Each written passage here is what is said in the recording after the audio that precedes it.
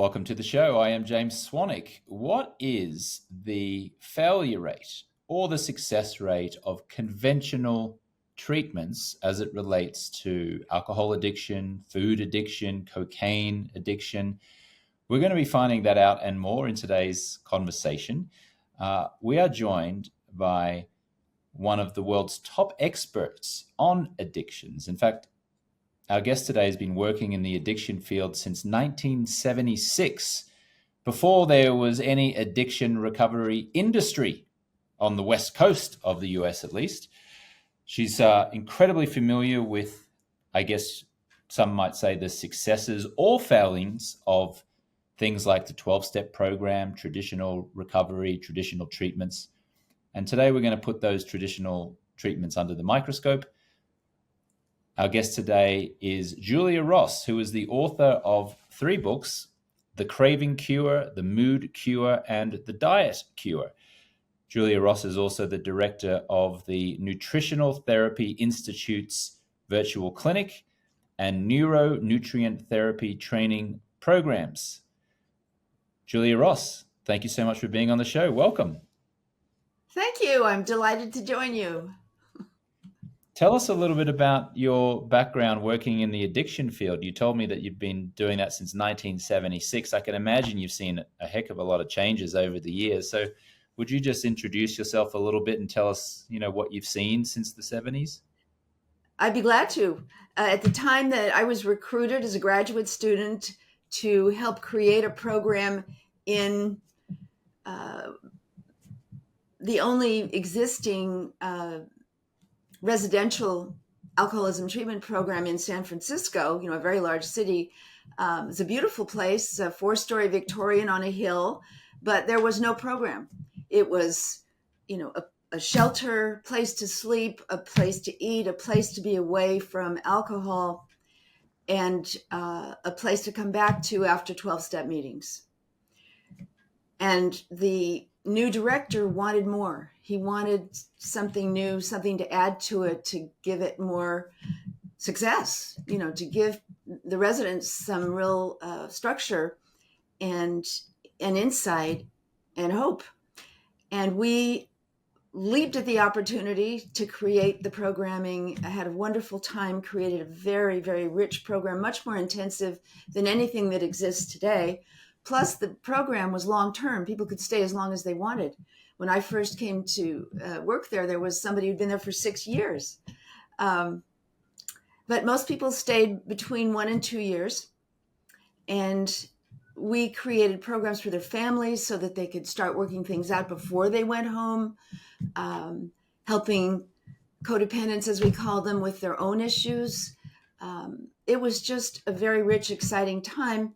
And in the meantime, the alcoholism treatment industry was moving into the area in general and was at that time entirely hospital-based.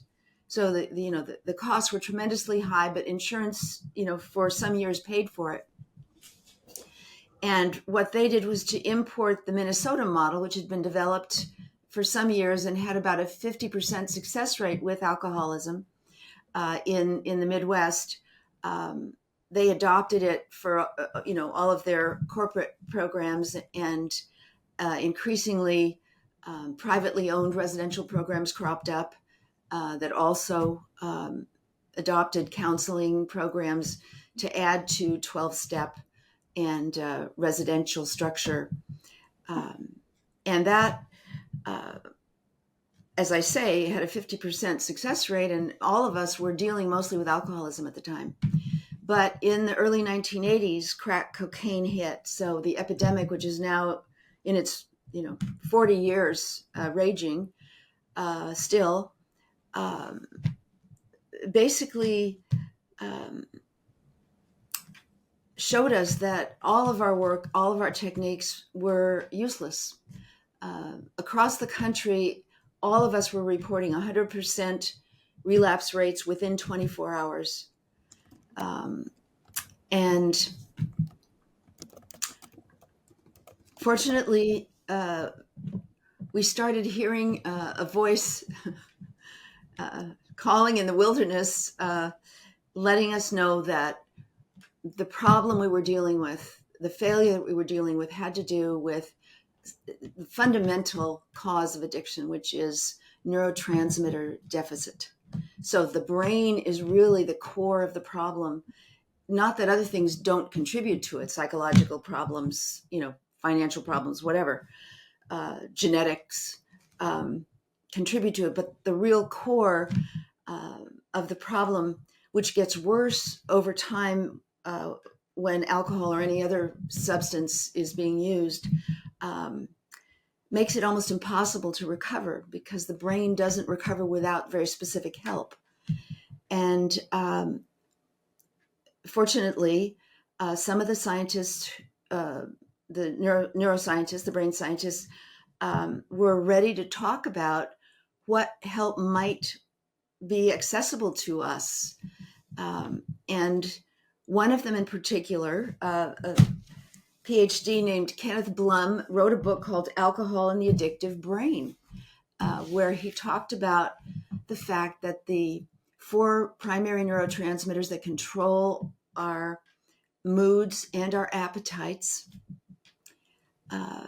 were oftentimes all under functioning. And so the negative moods continued, and the need for substances to relieve them continued. And he introduced us to some very simple nutritional strategies, because it was well known in neuroscience that the brain was fueled by specific nutrients, just as every other tissue and function in the body is fueled. For example, muscle. The scientists who study muscle are very interested in what composes muscle. What are the nutrients that are needed to build muscle or repair muscle? So the same thing is true of the brain. And it was very well known at the time, at this point in the 1980s, that the nutrients that were needed are called amino acids, come from protein, and that there were only a handful required to repair this defective, malfunctioning brain chemistry. And so I began using it after conferring with colleagues in the Midwest and back east who had already started implementing it, finding it was successful. I already had a nutritionist on staff. She researched it, and we began using it. And the first week that we used it with a crack cocaine addict, we saw tremendous responsiveness. Am I hearing you correctly that we can destroy much of the pain and suffering from these drug epidemics we have by simply eating the right nutritious foods? Well, yes, but the deficiencies in the brain chemistry that result from addiction are quite deep. So we would have to be provided with a very strongly protein-based diet, protein 3 times a day, and protected from our cravings while the brain chemistry gradually built up. Instead, what the early neuroscientists discovered was that we could use supplements, concentrates of these 5 amino acids that were required to restore the brain, and that those took effect almost immediately. So that while they're getting their diet turned around and starting to eat more protein, they're already in the process of repairing whatever neurochemistry was malfunctioning. So interesting. The 5 amino acids you referenced, what are those amino acids? Well, let me start with the amino acid that enlightened me in the midst of the crack cocaine epidemic. We had a new client, highly motivated. He was still employed at the post office. His family was involved in the program. This is an intensive outpatient program we're talking about here. And he had already been to 5 other programs, some of them residential, some of them outpatient, and had been unable to sustain any degree of sobriety. And so we asked him whether he'd be willing to be a guinea pig, that we were starting something that was promising, that might give him something different than he'd ever had before. And he said, and we told him that it was amino acid supplements, it was a nutritional approach. And he said, oh, that'd be great, because I was a bodybuilder before I got into crack, and I took amino acids then. Bodybuilders typically do that to build up their muscles, which are also composed of amino acids. So we gave him one of the 5 amino acids that's needed, because when we're talking about stimulant addiction, whether it's cocaine or methamphetamine, there's only one part of the brain that's really impacted, and that's the part of the brain that naturally stimulates us, allows us to focus, gives us, that ability to be mentally alert and functional. And physically too, it programs muscle movement. So that part of the brain produces something called the catecholamines, which is a collection of neurotransmitters: dopamine, norepinephrine, and adrenaline, which we all know. And all of them are fed by one amino acid, and it's called tyrosine. So we got him a bottle of tyrosine to take home, and he took it 3 times a day: morning, mid-morning, mid-afternoon. Didn't take it at night because he wanted to sleep, and it's stimulating. And we waited for a week. A week later, he came back and told us that it was the first week he had had in 5 years where he didn't use. No crack that week. And then he told us an incredible story, which was, he said, not only did I not use, but I passed the big test. The post office was trying to finally get rid of me, and they sent me on a 45-minute delivery with a driver who was my dealer, my drug dealer. This was all known, but they couldn't prove it, so they couldn't get rid of these guys on the job. But they were ready with a drug test for as soon as I got back, because they knew that I wouldn't be able to withstand this. And indeed, he said about 10 minutes into the drive, he pulled out a joint of crack cocaine with marijuana, which was this guy's favorite form of high. And I knew he said, I knew right then that I was done for, and that it was my family this was the last try for my family. I wouldn't have a job, that would be the end of my life. And then he said, and 5 minutes later, I realized that I'd forgotten that he had the joint in his pocket. Mm. I didn't need to have it, and I didn't have it, and I did the drug test, and I was clean. And we knew at that moment, that we had stumbled on something that was priceless. And so we continued to use the tyrosine with all of our crack cocaine addicts with great success. They were also having great success in other programs that were utilizing this new technology, basically, nutritional technology. And then we began to get familiar with the other amino acids that would correct other parts of the brain that someone, for example, who was an alcoholic, who was drinking to relax. Well, relaxation comes from another part of the brain, and it's produced by a neurotransmitter called Gaba, which is available as a supplement.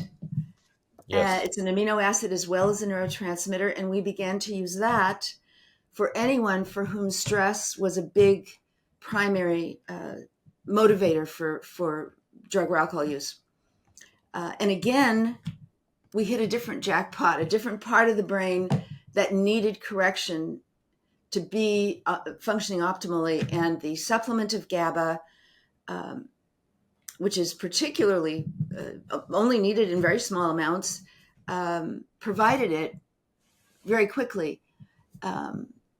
We would send people home with the GABA. They would take it 3 or even 4 times a day because it could help with sleep. And again, we would get these incredible reports, with slashed cravings. And so that was 2 out of the 5. Julia, So, just before you continue, may I just ask you to avoid touching the table when you speak? The sound oh, that you're that's making. very hard for me to do because I'm not conscious of doing it. But you're not the first person who's asked, but I'll try. Yeah, no I'll, problem. It's just picks up on the microphone and it makes the listening experience a little bit compromised. I can But imagine. yeah, we've got tyrosine and we've got Gaba. Yeah, Gaba is amazing. I've taken Gaba myself. It's a very calming supplement. And for those who've struggled with sleep, sometimes many people have found that taking some Gaba has enabled them to fall asleep quicker and sleep deeper. I can just share that anecdotally. I wasn't aware of tyrosine, and I've since Googled it as you were talking there. Very interesting. So we've covered 2. We've got tyrosine and we've got Gaba. And just for the listener, just a reminder, we're speaking with Julia Ross, who is the author of The Craving Cure, The Mood Cure, and The Diet Cure. And Julia has been working in the addiction field since 1976. What's the third amino acid, Julia? Okay, so we have the amino acid tyrosine, which is perfect for someone who is using to get energy and enthusiasm and focus. We've talked about a natural tranquilizer, Gaba, which is in order if someone is using for stress relief. So then there's another amino acid solution to the problem that drives the addiction to any substance that affects the opiates. So our natural opiate is endorphin, and that's our natural pleasure, comfort, joy chemistry, pain killing, very potent. But when the levels drop too low, we need help from something else. Alcohol can definitely bring some temporary comfort and joy because, among other things, it affects the endorphin levels and raises them up temporarily.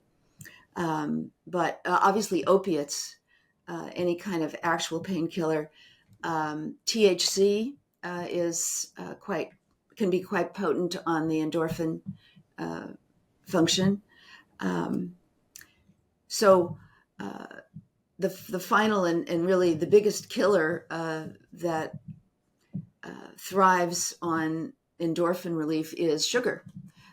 So comfort foods are acting on the endorphin receptors in the brain to temporarily give us that sense of comfort. Some of our clients call their bread or their ice cream or whatever their best friend, just as people call alcohol, quite often.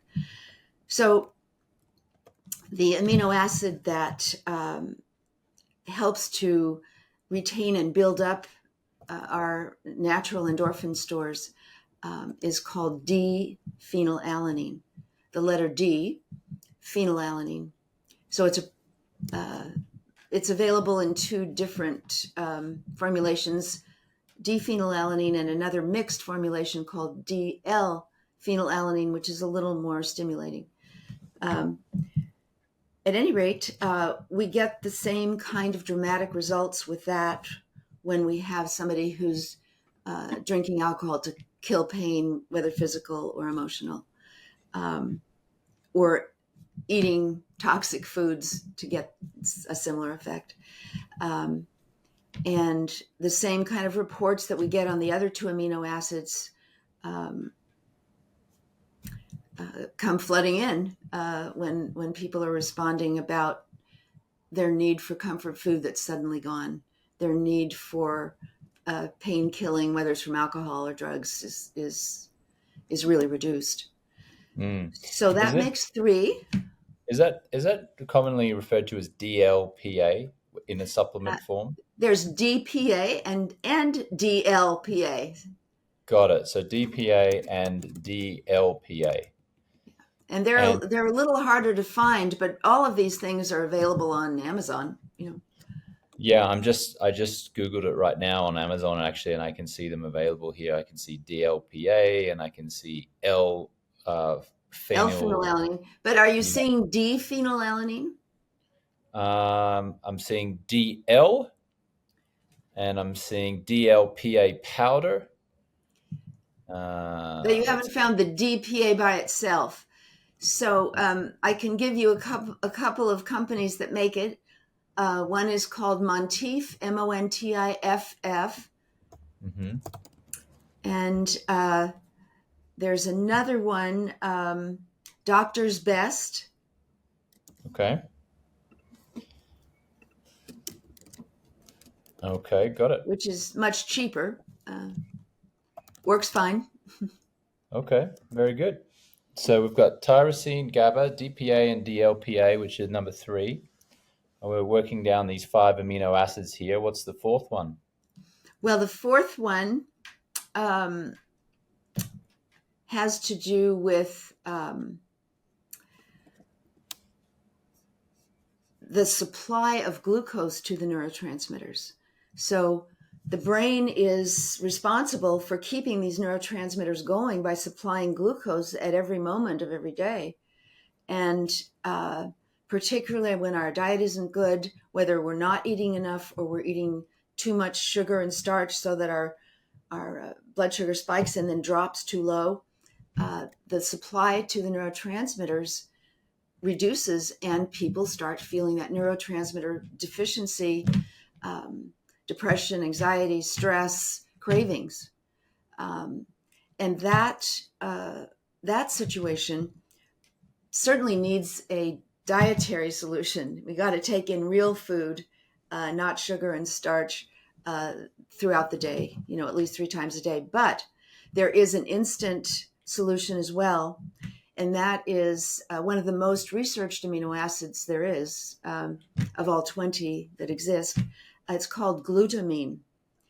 And glutamine has many, many extraordinary healing properties. But the thing that's so important with alcoholism and sugar addiction is that it is intended to very instantly and sensitively convert into glucose if the cells are in trouble, if the glucose supply drops.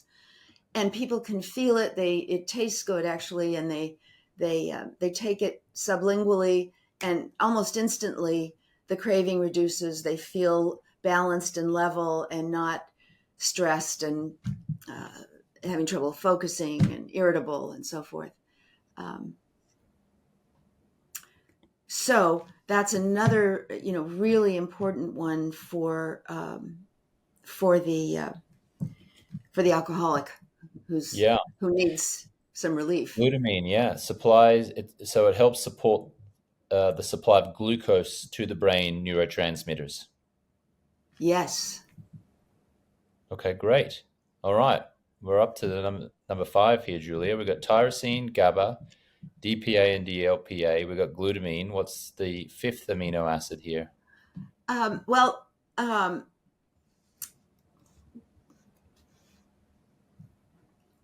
blanking. Can you turn this off for a second? No problems at all. This has never happened before. That's all right. Fortunately. I'm at the 23:40 mark. That's fine. What am I leaving out? Oh, the one I usually start with. This is our natural antidepressant, the neurotransmitter called serotonin.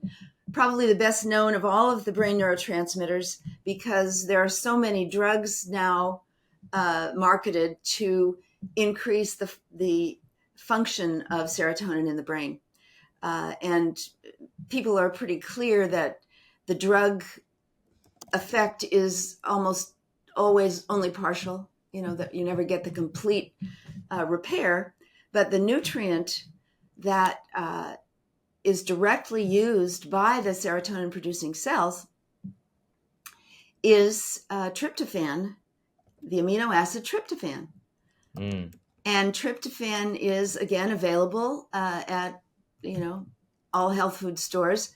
And there is a second form of it called 5-hydroxytryptophan, or 5-HTP, which works better for some people. About 80% of people do equally well on both in terms of relieving depression, that kind of negative, pessimistic thinking, hopelessness, irritability, anxiety, phobias. There's a sleeplessness. There's a wide range of deficiency symptoms with serotonin, longer than any other neurotransmitter deficiency, because out of tryptophan, then we get serotonin, and serotonin produces not only sunny moods, but it turns into melatonin, which is our sleep Yes. provider. Yeah, and you can get a lot of tryptophan on Thanksgiving Day because everyone's eating a turkey, and there's lots of tryptophan in turkey. So people, I think, mistakenly believe that they're tired because they're eating large quantities of food. I would propose that most of the reason they feel tired is because they're eating turkey, which has got large amounts of tryptophan, right, Julia? Well, yes, but the truth is that any animal protein contains tryptophan in pretty good amounts, as opposed to plant proteins. So, for example, there's a lot of use of protein powders now, and we've been concerned because only whey protein provides adequate tryptophan. The plants tend not to have much, if any. So peas are probably the best source in the plant protein powder category, but you'll notice that even collagen protein powders have almost no tryptophan. And there's been some concern among bodybuilders who have noticed becoming more depressed using high amounts of plant protein powders. Yes. And that when they switch to whey, they get better mood. So I take it then you're a meat eater. Yes. Yes. And I'll tell you why. I think that I've just explained that of the three kinds of foods, carbohydrates, fats, and proteins, it's the proteins that are the most important for neurotransmitter repair. And we just can't get concentrated protein from, for example, beans.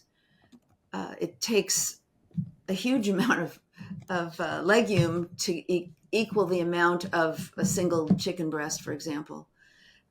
So people it's hard for them to eat enough of the, whole legumes, lentils, beans, and so forth, or whole grains, which have a smaller amount but still do have protein. So it's interesting. An additional thought there.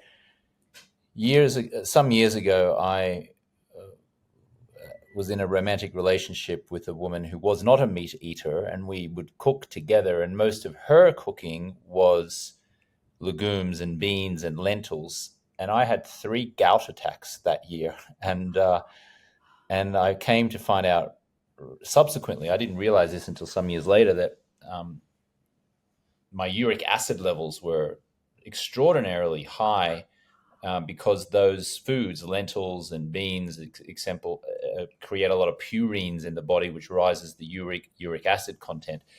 And our hypothesis, subsequently was that it was that high.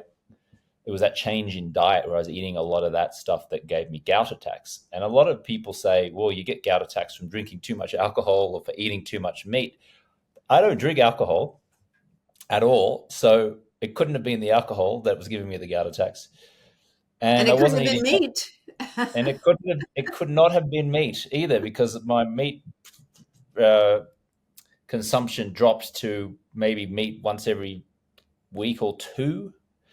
And then subsequently, I've switched back to meat-based, and I actually have taken, candidly, a prescription drug in addition to eating meat, which is the first time that I've actually surrendered to, okay, give me a prescription drug, which is called allopurinol. And allopurinol drops uric acid in the body and my uric acid levels have dropped noticeably, and I have not had a gout attack. Now, I am open to feedback from anyone who could tell me what the consequences are of taking such a drug, but certainly I seemed to be unable to prevent gout attacks from diet alone, and that was a eye-opening experience for me, because I always used to think I was Superman and I could fix everything with just strong dietary choices. But on this occasion, I decided to experiment, tried this drug called allopurinol, and so far it's done wonders, because I actually have measured my allopurinol levels. I'm sorry, my uric acid levels. My uric acid levels went from extraordinarily high, 8.8, and almost overnight dropped down. Not overnight, I'm sorry. I think 40 days, 45 days or so, it dropped down to the fives, which is a much healthier range. Anyway, I'm sorry I inserted my side story into what you were sharing, Julia, but I don't know if you've got any thoughts Well, on what I. I just wanted to be clear. Yeah, I'm fascinated by this. Your uric acid levels continued to be high even when you went back to meat. Yes, So you eliminated the legumes altogether? yes. Okay. The reason I'm asking is that one of the ways that we help people personalize their diets is to find out what their blood type is. And we've found that the two major blood types, type O and type A, really do program in differences in tolerance for food. Mine's Do an you know O. what your blood type is? O Yeah. positive, yeah. So O's it's O for original. It's the original blood type. It's basically, the Paleolithic blood type. Yeah. And at the time of its origination, we were eating Paleolithic foods. We were Yes. eating meat and whatever, roots, fruits, nuts and seeds, and vegetables were available, since we were not cultivating anything. So that's still true. And people with an O blood type do not seem to be able to break down the more recent foods like legumes and whole grains that were Yeah. cultivated starting about 20 to 30,000 years ago, at which point the A blood type originated, which was adapted to what I call the herder-planter diet. So they still had animals that they were eating, but they were growing their own plants, and not depending on the seasonal availability.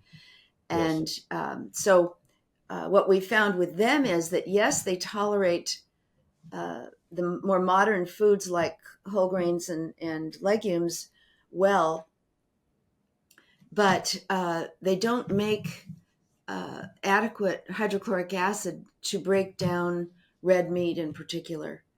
And because their hydrochloric acid level tends to be lower, they're more vulnerable to disease because they don't kill the bugs in the stomach as effectively as O's do. And so typically we give them some combination of hydrochloric acid and digestive enzymes in something called super enzymes. And then they're able to eat anything and protect their health at the same time. And so, we're always looking for ways to help people identify what for them is the right diet, not what's the fad at the moment, but what's for them the right diet. And so for you, we would know right away that you and your girlfriend would have to eat differently, and Yeah. probably could have spared you the problem with gout. I don't know why it hasn't gone away. We have not had to deal with gout in our clinic. We have a Well, virtual clinic. my gout attacks reduced subsequently and noticeably when I returned to a meat diet, but it certainly wasn't eliminated. But where I had four in a year, it went back to one every 18 months subsequently. And then since I've been on the allopurinol, nothing's happened. I haven't had any problems. And I actually, anecdotally, I'm not sure if I can ever prove this, but one of the gout attacks came after I ate a considerable number of anchovies on a pizza. One night I had a pizza and anchovies, and then the next day I had a gout attack, and I came to realize with subsequent research that anchovies have the highest amounts of purines in it, which can then can spike the uric acid levels very quickly, which can lead to a Fascinating, gout because there attack. probably wasn't very much on a No, pizza. well, I mean, I have a big appetite, Julia. I ate a big family-sized pizza by myself, and there were at least three anchovies on each one of those slices. But I think it was enough to cause a gout attack, And Yeah, so, clearly. but I thankfully I have my blood work done now every quarter, at least every maybe 4 or 5 months now, and my uric acids are way low now. And also, just a side note, since I've been eating. I eat considerable amounts of red meat now, or at least I have the past year. I've been eating a 450-gram piece of grass-fed steak 4 times a week for about, let's call it 6 months or so. My testosterone levels have gone over 1,000, and which is incredible. And I put it down to a combination of things: sunlight, exercise, good sleep, doing heavy uh, weights in the gym, but also I would probably submit increasing my steak, grass-fed steak consumption. But anyway, we don't need to make this a James Swanwick dietary investigation. We're talking about helping folks who are trying to reduce and stop drinking, what they can do with, it sounds like supplementation, which let's just review that. And then I'd like to ask how we can get those same amino acids from food. If we were not going to go to Amazon and buy these supplements, how can we get them from food? But first of all, let's just review it if we may. The 5 amino acids that you were referencing are tyrosine, which helps the neurotransmitters for focus; Gaba, which obviously reduces stress; DPA and DLPA, which helps to retain natural endorphins; glutamine, which helps supply glucose to the brain; and then tryptophan, or 5-HTP, which helps create serotonin. And all of those things you're submitting, Julia, if someone was to increase those amino acids either by supplementation or by food, which we'll get to in a second, can help reduce people's cravings for alcohol. That's what you're putting forward, yes? Yes. Initially, we would give the recommendation and wait a week to get a report, on the effectiveness. And then we would, alter doses if we needed to, raise them or lower them or whatever. But after a few years, we decided to do trials of amino acids in the office in our virtual clinic. And so we would send a trialing kit to people. We still do this. And then we would meet with them on Zoom, and they would open the capsule in their mouth, swish it around in their mouths for just a minute or so, and then start reporting in on any changes that they noticed. And the longest we ever had to wait was probably 4 minutes. Usually the effects are obvious within 2 minutes. And this became, just an instant feedback. Is this good for you? Is this right for you? What's the dose for you? And so when we made our recommendations for daily use for, for adults, alcoholic adults, it would be 6 months to a year that they would continue to need the supplements in addition to building up the quality of their diet and the amount of protein in it. So that was, a huge advance in their motivation, because they could see instantly, yes. And eventually, just recently, last few years, I've been posting on my YouTube channel interviews of volunteers who try the aminos and then are filmed and describe, in real time, what their responses are. So these amino acids can have almost instantaneous effect. Yes. That's incredible, isn't it? I would have thought that you would have needed like a 30-day, 60-day, 90-day protocol, but just changing it that quickly can have, it seems, almost instantaneous results. The way I discovered this was an alcoholic who, Native American, he was brought in by the staff of the tribal clinic because he had relapsed so many times. He'd gone to very elaborate, beautiful Native American run residential treatment programs, and within 3 days, which is their standard experience, he would be drinking again. And so they brought him down to my clinic, and they brought a camera. They wanted to record the process, and his counselor was there, and the head of the clinic was there, and he was there, and he was so depressed that he couldn't talk. So I couldn't introduce him. I couldn't get any information from him other than what he looked like and his inability to talk. And they said, well, yeah, we've had that problem too. Anyway, so we decided to give it to him, and we knew that sublingual absorption was faster than if he swallowed a capsule. So we just asked him to open the capsule in his mouth and swish the water. And this is true of all Native Americans we've ever worked with. Almost instant and very vivid response. His eyes started to track. He started to get restless and move around in his chair, and he was able to talk. And so I could proceed, and that amino acid was tyrosine. And in fact, alcohol had a very energizing, enlivening effect on him. And that's what he was needing. With somebody else, it would have to be cocaine or meth, to get you moving. But with him, and a lot of alcoholics, wouldn't you agree, drink to get lively and fun? And Yes. So that was my lesson in how quickly the amino acids could take effect. We'd only use them as capsules that people took when they went home. Up until then. If this is, and just for the listener, I want to make sure I do get to the foods that we can eat to naturally boost these amino acids.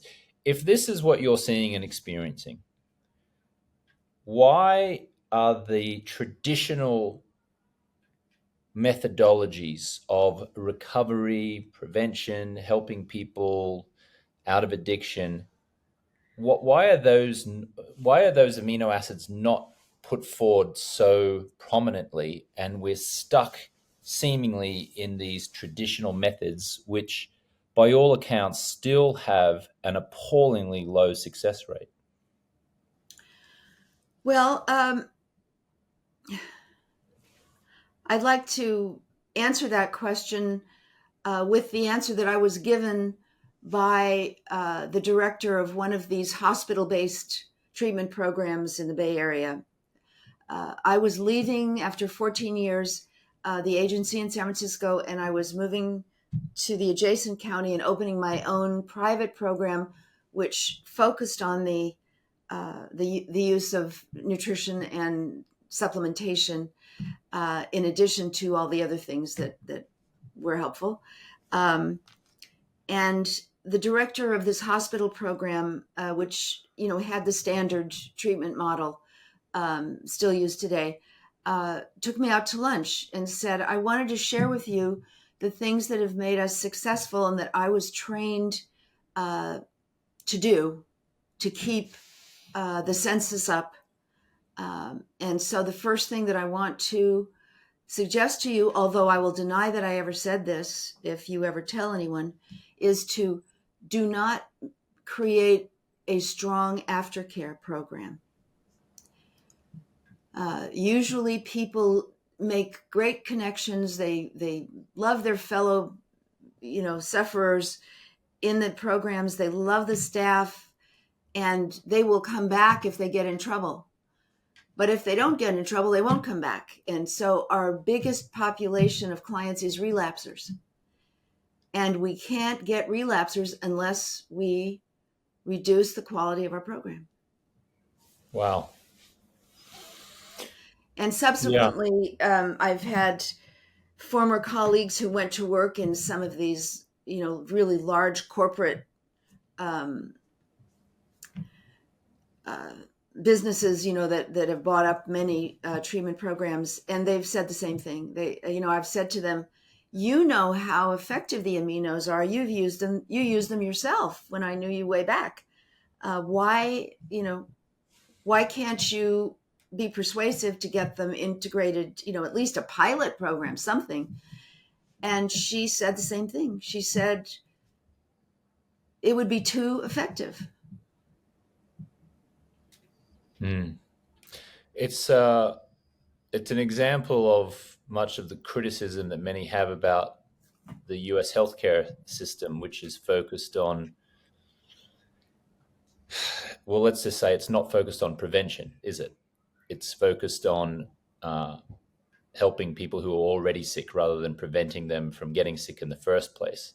There's no money in prevention when you compare it to, or there's little money in prevention compared to trying to, uh, support someone who's already suffering. You bring up another point when you say that. Another problem is that so many people who work in these programs have been able to stay sober themselves. And so if someone relapses, they judge them. They don't really understand that it's a biochemical imperative, that addiction is, by definition, a willpower killer. It's a biochemical barrier that is tremendously powerful and it really insuperable for most people. Mm. That's Mm. why my most recent book is called The Craving Cure, and it's targeted towards food addiction, which is the same dynamic. People cannot stop eating the foods that are making them obese and diabetic. They want to, they need to, they're smart, they're motivated. Food addicts are typically pretty stable in their lifestyle, but they can't because it's a biochemical imperative. And it's only a biochemical solution that can provide the solution to the biochemical core of the problem. All the other things in treatment are great, but it's just missing this understanding that allows us to have compassion for people who are addicted. How do we get these amino acids from food, Julia? Well, it's these amino acids are only available in foods that contain protein. So there's currently sort of a romance with what are called plant-based diets. Well, sugar is a plant. Chocolate is a plant. Wheat is a plant. Sugar, starch, chocolate. The fundamentals of the junk food diet, are all plants. There is no reason to be romantic about it. We've got to be realistic. And the reality is that we have been eating animal protein on this planet for 2 million years. We are animals and we are omnivores, meaning we need both animal and plant foods. It's not a popular statement of fact, but we see people who really want to be vegan for, really admirable reasons. Who wants to kill anything, and then eat it? It's a disgusting concept, but we are animals and we have to have the same compassion for ourselves as we have with our dogs, or cats. So at any rate, the amount and the number of amino acids is greater in animal protein. So there are 20 amino acids.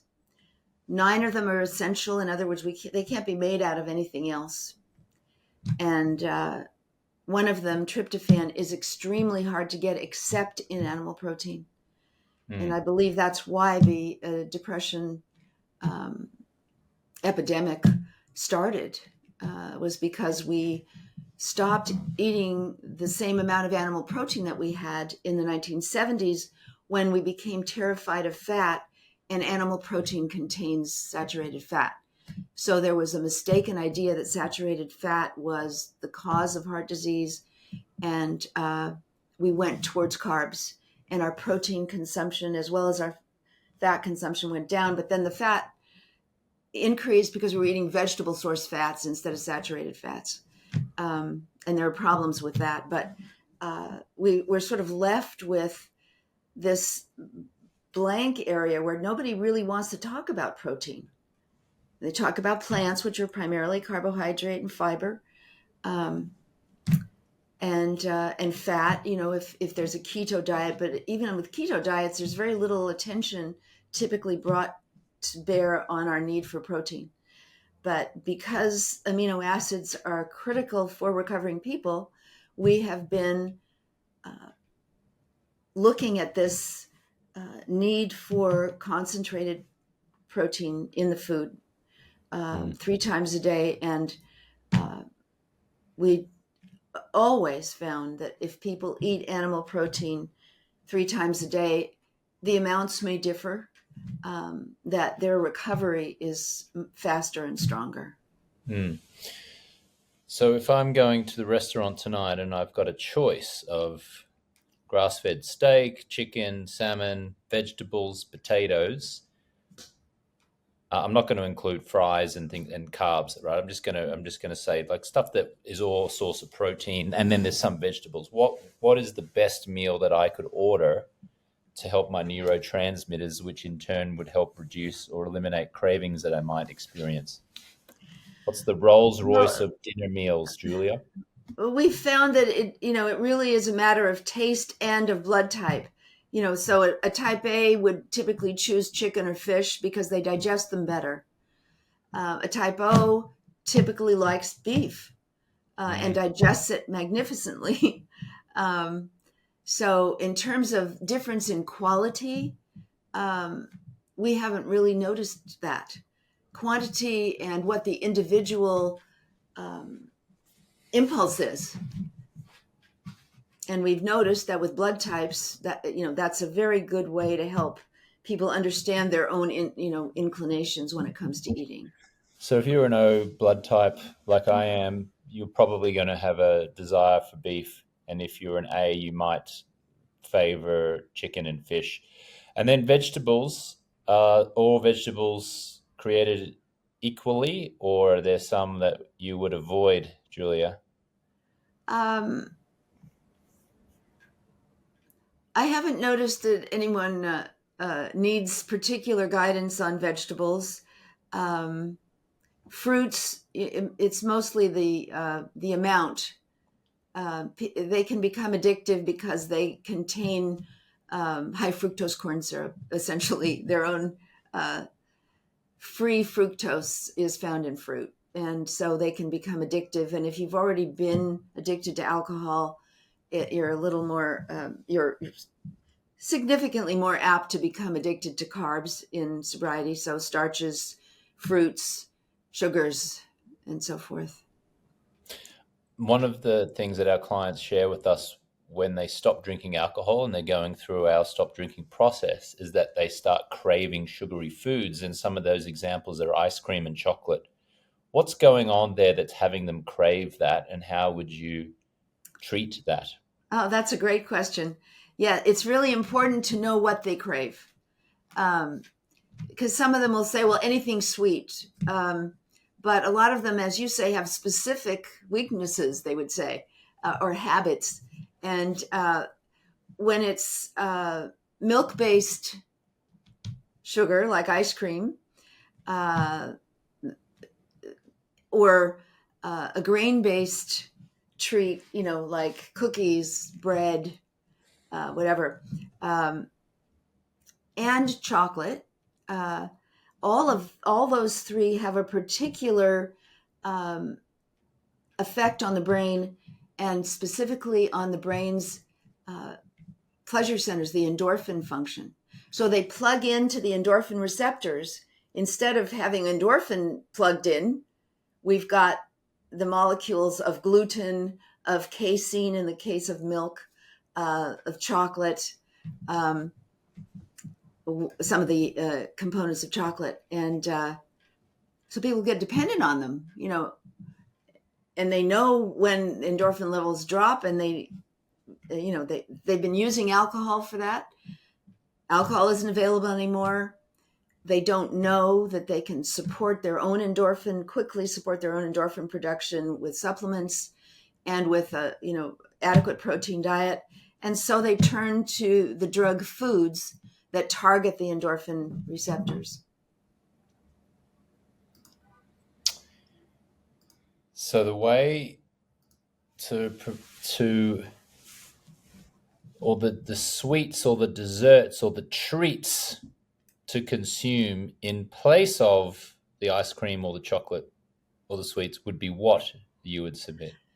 Well, our goal is to eliminate any need for treats, really. Yes. Yes. And because of the supplements, that's conceivable. Just as our crack cocaine addict forgot about the fact that his dealer buddy had a joint of caviar in his Yes. pocket. Same thing with the ice cream in the freezer. You just Yeah. forget about it. It's not screaming at you when your own pleasure chemistry is in operation. Yes. I have one example though, if someone is craving something when I want to run by you and get your opinion on it. 0% fat Greek yogurt. Oh, uh, well, Greek yogurt is interesting because it does have a fair amount of protein in it. But when someone is addicted, so is it sweetened?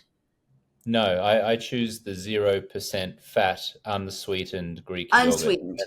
And then I Okay. put some blueberries in there. And sometimes I'll put a dollop, that's apparently that's the word dollop, a dollop of raw honey in it and stir it around. Okay. So That's the way that I consume it. that's your workaround from ice cream. So Yes. you've got the dairy high plugging into the endorphin receptor from the casein in the milk in the yogurt, and then you've got some high fructose content in the blueberries and definitely in the honey, so that you're getting the sugar high in terms of neurochemistry as well. So you've got dairy and sugar. You know, some people, the dairy doesn't do a thing for them, but to have a piece of whole grain bread with a lot of jam on it, that would be their kick. Mm. For me, it's I've just eliminated the consumption of ice cream. I don't remember the last time I ate ice cream. But you've And I can substituted it. Yes, and I can get a 450-gram tub of Greek yogurt, which will give me 35 grams at least of protein, and there's only 350 calories in that thing. And so for me, I'm like, that's a protein bomb. And as it relates to the blueberries, as I understand it, correct me if I'm wrong, are very low on the glycemic index. Very Oh, they low. are. Yeah. Yeah, but there's something. Yeah, of course, there's something, but for me, it's like a 450-gram tub of Greek yogurt where I'm getting 35 grams of protein, only 350 calories, and I'm throwing some blueberries in there. I'm thinking that's greater than 2 scoops of ice cream that I might have with high sugar content. Am I wrong? Oh, Am I it's mistaken? much superior to ice cream, but you're defending your addiction. The That's fact funny. is, Well, in the actual fact is fact, that you want it and only it over and over and over and over. So there's yeah. an addiction component, uh, and you're asking me what could it be, and I'm saying a combination of for some people the casein addiction is really quite potent. Mm, The specific protein, not the sugar in dairy products, although there is, of course, lactose, but mm, the protein plugs into the endorphin receptor. And then mm. if you add honey, then you're getting definitely high fructose. You know, it's about 50% high fructose syrup in honey. Mm. You just gave me a wonderful marketing idea for our stop drinking services. I can just we in marketing world we say hook the hook, which is the first thing that you'd say out of your mouth if you're on a video ad, and it is stop defending your addiction. And a Yeah. big picture of an ice cream bowl or whatever. Well, in this case, it'll be stop defending your addiction to alcohol. Oh, I don't drink that much. I only drink on weekends. Oh, Oh, but good. Yeah. everyone does it, et cetera, et cetera. So you've given me a great video marketing hook to record, Julia. Thank you very much. I am conscious of time. We've been going almost 1 hour, and I want to be respectful of your time. And I know we Thank started you. little bit late as well. So, Julia, I thank would you. like to say one thing in response to what you just said. Mm. That the other thing is,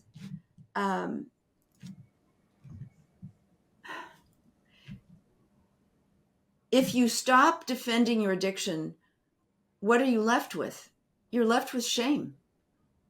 I can't control it. It's bad, but I keep doing it. And with the absolute knowledge of the neurotransmitter control of our brain and our appetites, we can honestly say that they are helpless, and that it isn't their fault. I get like dozens of obese people coming through the program. Did they choose to be obese? Absolutely not.